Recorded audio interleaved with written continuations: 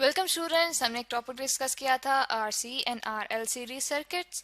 तो उसी से रिलेटेड एक प्रॉब्लम सॉल्व करते हैं ताकि हमारा कॉन्सेप्ट मजीद क्लियर हो सके। तो चलें आए देखते हैं हमारे पास प्रॉब्लम क्या है। An iron core of 2 Henry is placed in series with a resistance of 450 ओम। हमारे पास एक सर्किट है जिसमें एक आयरन कोर जो है लगाई गई हुई है, यानी कि एक इंडक्टर उसमें लगाया गया है। इंडक्टर हमारे पास एक ऐसी डिवाइस होती है जिसमें से जब करंट पास होता है तो वो अपने मैग्नेटिक फील्ड में एनर्जी को स्टोर करती है और ये करंट में चेंजेस को रोकती है। ठीक है, ऐसी डिवाइस जो है वो लगाई गई है सर्किट में, और किसके साथ लगाई गई है? एक रेजिस्टेंस के साथ। रेजिस्टेंस यानी कि एक ऐसी डिवाइस लगाई गई है जो कि करंट के फ्लो में रुकावट पैदा करती है। और उसकी जो रेजिस्टेंस है कि वो कितनी रुकावट पैदा कर रही है करंट के फ्लो में, वो हमें बताई गई है कि कितनी है, 450 ओम्स।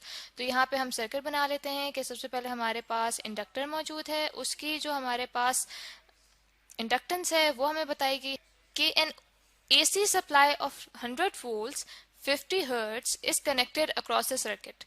यानी कि ये जो हमारे पास सर्किट है इसमें हमारे पास एक ऑल्टरनेटिंग करंट सोर्स लगाई गई है, जिसको मैं यहाँ पे सिंबल से रिप्रेजेंट कर रही हूँ। एक सर्कल के अंदर एक वेव से इसे रिप्रेजेंट किया है कि हमारे पास एक ऑल्टरनेटिंग करंट की सोर्स मौजूद है।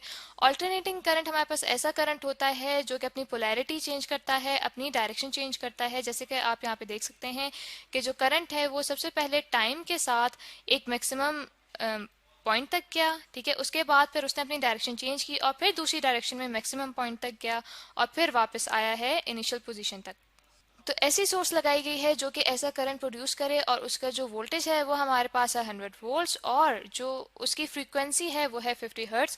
यानी कि 50 हर्ट्ज फ्रीक्वेंसी से मुराद ये है कि हमारे पास एक सेकेंड में 50 साइकिल्स ऑफ करंट जो है वो पास हो रहे हैं। ठीक है, तो जैसे आप यहाँ पे देख सकते हैं कि हमारे पास करंट का एक साइकिल यहाँ पे मौजूद है टाइम टी तक। अगर इसे मैं टी कह देती हूँ तो टाइम टी यानी कि अगर हम 1 सेकेंड लें तो फ्रिक्वेंसी 50 हर्ट्ज का मतलब ये है कि हमारे पास 1 सेकेंड में 50 साइकिल्स या 50 वेव्स जो हैं करंट की वो पास हो रही हैं।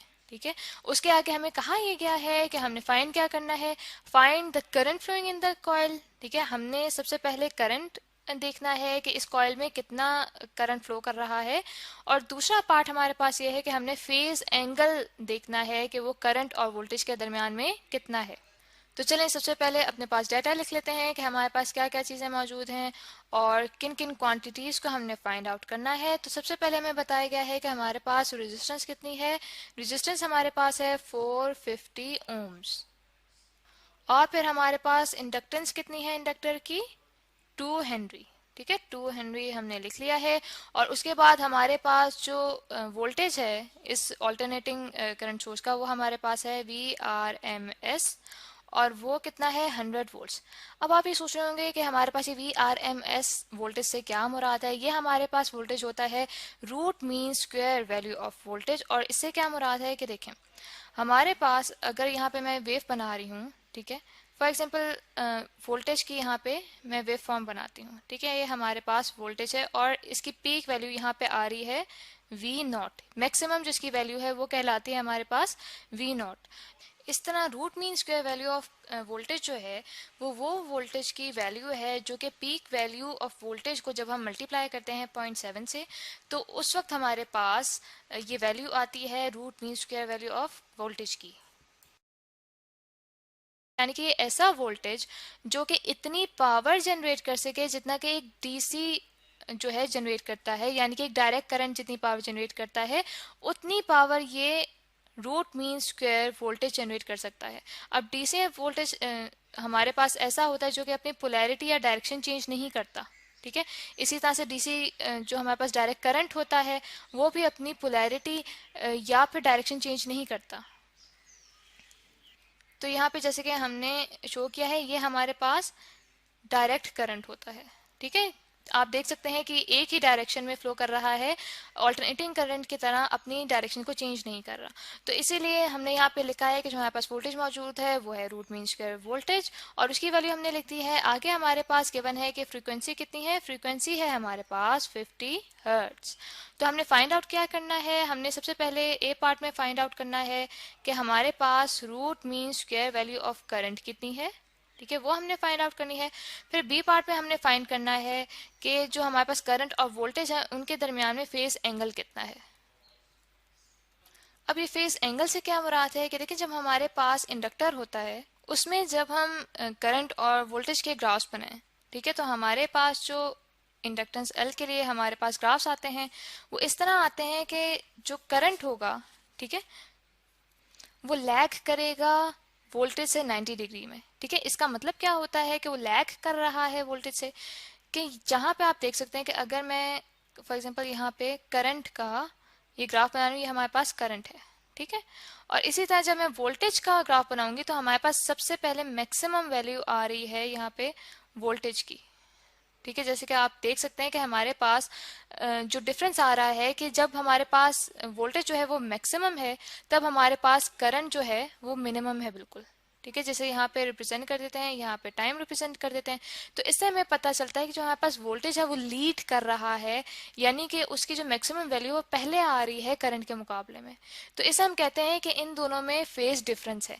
लेकिन जब हम रेजिस्टेंस की बात करें, ठीक है, जैसे कि यहाँ पे रेजिस्टेंस मैं ड्रॉ कर देती हूँ कि रेजिस्टेंस के लिए जब हमारे पास ग्राफ आता है तो दोनों के दोनों जो हमारे पास करंट और वोल्टेज हैं उनकी पीक्स जो हैं वो सेम टाइम पे आती हैं।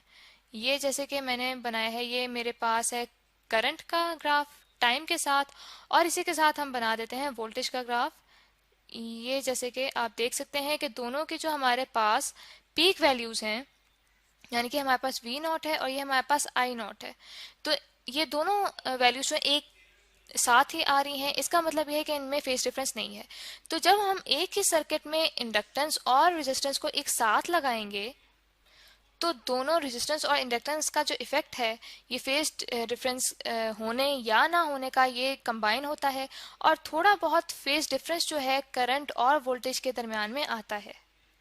तो हम वो देखेंगे कि वो हमारे पास फेज एंगल दोनों के दरम्यान में कितना आता है। तो स्टूडेंट्स इस तरह करते हैं कि अब सॉल्यूशन स्टार्ट करते हैं प्रॉब्लम का। सबसे पहले हमने फर्स्ट पार्ट में देखना था कि हमारे पास root mean square value of current कितनी है। जैसे कि हम यहाँ पे लिख लेते हैं कि उसकी वैल्यू इक्वल होगी हमारे पास root mean square value of voltage divided by impedance के। तो देखें यहाँ पे हमारे पास जो पोटेंशियल है उसकी वैल्यू तो हमें पता है, लेकिन हमें इम्पीडेंस की वैल्यू तो नहीं पता। तो इस तरह करते हैं कि इस इक्वेशन को हम कह देते हैं कि हमारे पास इक्वेशन नंबर 1 है। तो जो इम्पीडेंस की वैल्यू है वो हम कैसे कैलकुलेट करेंगे कि हमारे पास इम्पीडेंस इक्वल होती है रेजिस्टेंस ऑफ R। ठीक है, रेजिस्टेंस जो हमारे पास रजिस्टर की रेजिस्टेंस है वो हमने यहाँ पे लिख दी है R से, और उसके बाद जो हमारे पास रिएक्टेंस है इंडक्टर की वजह से वो हम लिख लेते हैं कि वो हमारे पास होती है ओमेगा एल का स्क्वायर। तो देखें, अब यहाँ पे हमें रेजिस्टेंस की वैल्यू तो पता है, लेकिन हमें यहाँ पे ओमेगा की वैल्यू तो नहीं पता। तो अब इस तरह करते हैं कि अब हमें ओमेगा एल की वैल्यू फाइंड करना पड़ेगी। तो इस इक्वेशन के भी हम कह देते हैं कि हमारे पास इक्वेशन नंबर 2 है। तो हम ये जानते हैं कि हमारे पास जो रिएक्टेंस होती है इंडक्टेंस की वजह से वो इक्वल होती है ओमेगा एल के। ठीक है, और वो फर्दर इक्वल होती है हमारे पास 2 पाई एफ एल के। तो अब देखें, हमें यहाँ पे एफ की वैल्यू भी पता है, इंडक्टेंस की वैल्यू भी पता है, दैट मीन्स कि इसके थ्रू हम फाइंड कर सकते हैं ओमेगा एल की वैल्यू। तो यहाँ पे हम वैल्यूज पुट करते हैं तो हमारे पास आ जाएगा 2 multiplied by 3.14 multiplied by frequency कितनी है हमारे पास, वो है हमारे पास 50 हर्ट्ज, और वो फर्दर मल्टीप्लाई हो रही है इंडक्टेंस से जो कि हमारे पास है 2 हेनरी। ठीक है, इसको मल्टीप्लाई करके जो मेरे पास आंसर आ रहा है वो आ रहा है मेरे पास 628 ओम। ठीक है, ये हमारे पास वैल्यू आ गई है रिएक्टेंस की इंडक्टर एल की वजह से। तो इसे हम कह देते हैं कि हमारे पास है इक्वेशन नंबर 3, जिसमें हमने वैल्यू निकाली है रिएक्टेंस एक्स एल की। तो स्टूडेंट्स, इससे फर्दर जो प्रॉब्लम सॉल्व करना है हमने वो हम नेक्स्ट पार्ट में सॉल्व करेंगे। तो आई होप यहाँ तक आपको ये प्रॉब्लम अच्छी तरह से समझ आ गया होगा।